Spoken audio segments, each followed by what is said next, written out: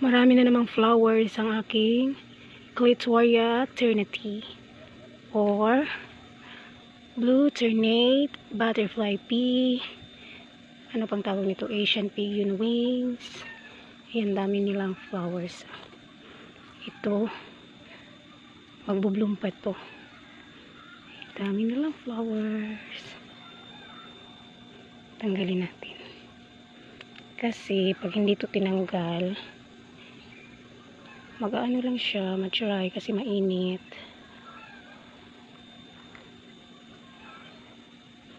Grabe yung pag-bloom nila ngayon. Araw-araw ko itong kinukunan. Bukas meron na naman to. Kasi yan.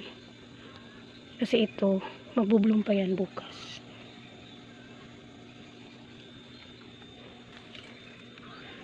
Ganda nilang tingnan.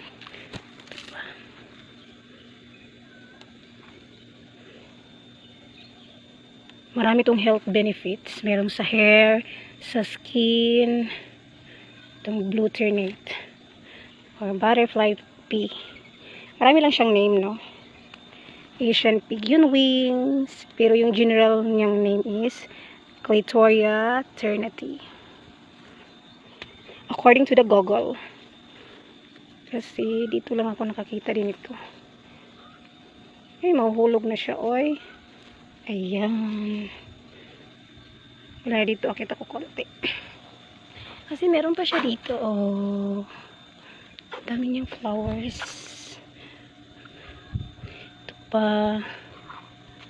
Dito lang to sa harap ng bahay namin. Yan.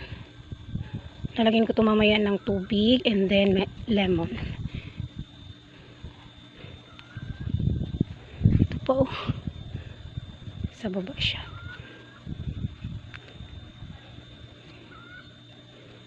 Ayan. Magbubloom pala siya ng pag mainit na mainit. Kasi sobrang init sa amin. Pinakamainit is 43 degrees Celsius.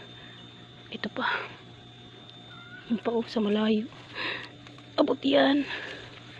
Yan, sabi ko abot. Ito pa siya, nagtatago pa siya, oh. Pero nakita pa rin kita. Dami akong nakuha. Yan ang aking nakuha. Ganda niyang tingnan, no? Ganyan lang yung puno niya. Tsaka ito yung seeds niya. Ito na naman yung itatanim. Ang aking Clitoria ternate flowers. Thank you for watching.